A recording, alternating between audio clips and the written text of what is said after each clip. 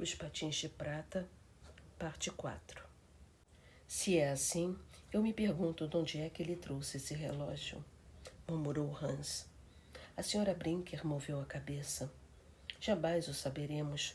Mostrei-lhe várias vezes o relógio, mas ele nunca deixou transparecer qualquer emoção à vista dele. Trouxe-o justamente no dia em que aconteceu a desgraça, quando voltou para o jantar. Estava recomendando-me que cuidasse dele até o dia em que eu pedisse de novo, quando chegou de repente o seu colega de trabalho, Brum, correndo e ofegante, para dizer-lhe que o Dick estava perigando e que fosse logo ajudar os outros. Sem perder um minuto, o pobre homem apanhou as ferramentas e partiu. Quando o trouxeram de volta, altas horas da noite, estava inconsciente e paralisado em 3/4 partes. Hans já sabia de cor essa história macabra. A mãe já esteve mais de uma vez a ponto de vender o relógio, mas não teve coragem para contrariar talvez um desejo do marido. Até que tivermos o bastante para comer, mesmo sem muita fartura, devíamos ser fiéis ao papai. Antes de morrer, poderia sair do estado de inconsciência e pedir-nos conta do relógio. É verdade, poderia voltar a si, reconhecer-nos e pedir conta do relógio, repetiu Hans. O rapaz já quase não se lembrava mais que tinha de ir a Amsterdã. Muito raramente sua mãe falava com ele tão confidencialmente assim. Tem razão, mamãe, e quanto ao dinheiro perdido, talvez o encontremos quando menos esperarmos. Duvido muito. Ah, quantas belas moedas! 1000 escudos, onde estarão? Quem os poderia ter roubado? Quantos sacrifícios para pô-los à parte na meia velha. Pensava que aquele dinheiro serviria para dar um pouco de instrução aos meus filhos e, mais tarde, garantir-nos a velhice. Agora vai, já devias estar a caminho há muito tempo. Hans não se moveu. A senhora já tentou pedir-lhe, mamãe? A mulher compreendeu. Sim, meu filho, mas sempre com o mesmo resultado. Pois bem, não se preocupe com isso, concluiu Hans. Já sou homem, Gretel tem boa vontade para trabalhar. Ganharemos. Depois, não nos apeguemos ao dinheiro. Só queremos vê-la contente, não é verdade, Gretel? Gretel, que estava acabando de fazer um par de meias, sentada perto do pai, respondeu com voz comovida. Sim, mamãe o sabe. Mamãe Brinker sentia-se, por sua vez, felicíssima por mais aquela prova de ternura e fidelidade dos seus filhinhos. Sorriu um sorriso que deve ter agradado a Deus e que, na pobre casa, alegrou o jovem e a menina miseravelmente vestidos. É a vigília de São Nicolau, disse depois. Devemos estar alegres. Gretel, toma esse dinheiro. E enquanto Hans vai comprar os patins, corre a comprar algumas rosquinhas. Obrigada, mamãe. Hans poderá trazê-las ele mesmo. Prefiro ficar aqui com a senhora. Está bem. Antes, já que ainda estás aqui, Hans, espera mais um pouco.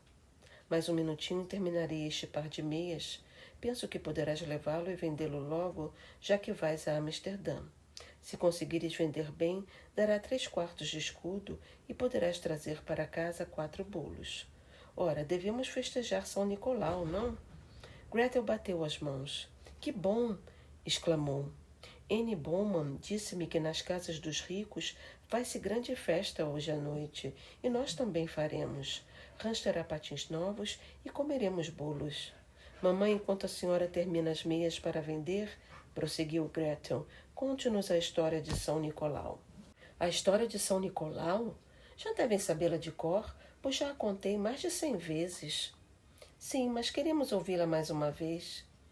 Deveis então saber, começou a mamãe, que São Nicolau é um santo maravilhoso, protege os navegantes, especialmente os rapazes. Muito tempo atrás, quando São Nicolau ainda vivia sobre esta terra, um negociante da Ásia mandou seus 3 filhos para Atenas, a fim de frequentarem ali as famosas escolas gregas. Atenas fica na Holanda, mamãe? Não sei, minha filha, mas provavelmente sim. Não, mamãe, disse respeitosamente Hans. O meu livro de geografia diz que fica na Grécia. Não tem importância, continuou a mãe. Talvez também a Grécia pertença ao nosso rei. Mas voltemos à nossa história. Aquele negociante, dizia eu, mandou os 3 filhos para estudar em Atenas. Na viagem, pararam numa hospedaria para pernoitarem. Estavam ricamente vestidos de veludo e seda e tinham a cintura cheia de moedas de ouro. O malvado hospedeiro que os abrigou percebeu isso e sabem o que ele projetou? Nada menos do que matar os 3 rapazes para roubar-lhes tudo o que possuíam. À noite, enquanto todos dormiam, entrou no quarto deles e os matou. Gretel estremeceu. Hans esforçou-se para não mostrar-se contrariado. Depois, continuou a mãe, como se não bastasse, o que mais fez aquele miserável hospedeiro? Cortou-os em 1000 pedacinhos e lançou-os num tacho de salmoura para vender mais tarde como carne salgada. Apesar de já ter ouvido tantas vezes a mesma história, Gretel sentia-se horrorizada. Hans, em vez, continuava a não dar sinal algum de comoção. Como vimos, recomeçou a mãe, pôs os 3 rapazes na salmoura, e aqui parece que tudo ia acabar. Mas aconteceu uma coisa extraordinária. São Nicolau, que naquele tempo ainda vivia, viu em sonhos o hospedeiro picar os filhos do negociante e de manhã, bem de madrugada, apareceu diante daquele criminoso e acusou-o do crime cometido. Aterrorizado, o hospedeiro caiu de joelhos, confessou o delito, arrependeu-se tanto da sua má ação e pediu-lhe ao santo que ressuscitasse os 3 jovens.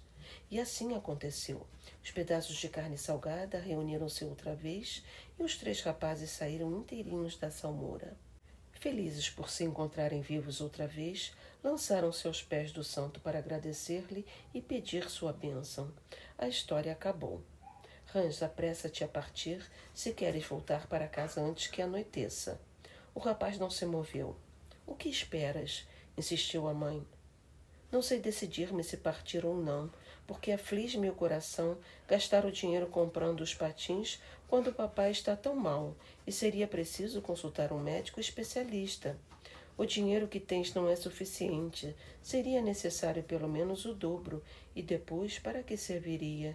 Já gastei tanto dinheiro com médicos e nenhum deles conseguiu curá-lo, pobre papai. Vai, Hans, compra os patins. O rapaz partiu com o coração angustiado, mas bem depressa a despreocupação característica dos rapazes de sua idade tomou conta dele e 5 minutos depois assobiava todo contente pela estrada. Breck era um povoado reluzente de beleza. As suas estradas eram silenciosas, os canais gelados, as calçadas de tijolos amarelos e as belas casas dos operários de madeira pintada davam-lhe um aspecto de ordem e de paz. Pelas estradas não se encontrava ninguém. Nas alamedas salpicadas de areia, enfeitadas nas beiradas com pedrinhas e conchas dispostas em desenhos fantásticos. Não havia pegadas de passos. Todas as janelas conservavam as persianas hermeticamente fechadas e as pesadas portas de entrada das casas não se abriam senão nas ocasiões de batismos, matrimônios ou sepulturas. Os meninos estudavam tranquilos nas suas casas ou patinavam nos canais perto delas. Os animais que se podiam ver nos jardins, lobos, cães, papagaios, não faziam mal a ninguém, pois não eram verdadeiros e sim de madeira trabalhada. Atravessando o povoado, apertando no bolso as moedas de prata, Hans perguntava-se se era verdade que em Breck a gente era de fato tão rica. Dizia-se que alguns possuíam pratos e talheres de ouro maciço. Sabia-se que a senhora Van Stoop conseguia bons lucros com a venda dos seus queijos, mas teria mesmo ordenhado o leite em baldes de ouro? Teria conchas de ouro? Desnatadeiras de ouro? As suas vacas eram mesmo amarradas com cordas de seda? Com tais pensamentos a ocupar-lhe a mente, Hans chegou a Amsterdã. O gelo do canal era ótimo, mas os seus pobres patins de madeira derrapavam sinistramente e o rapaz avançava a duras penas, tropeçando a cada passo. O primeiro patinador que encontrou no canal entrando na cidade foi o Dr. Beckman, o mais célebre cirurgião da Holanda naqueles tempos.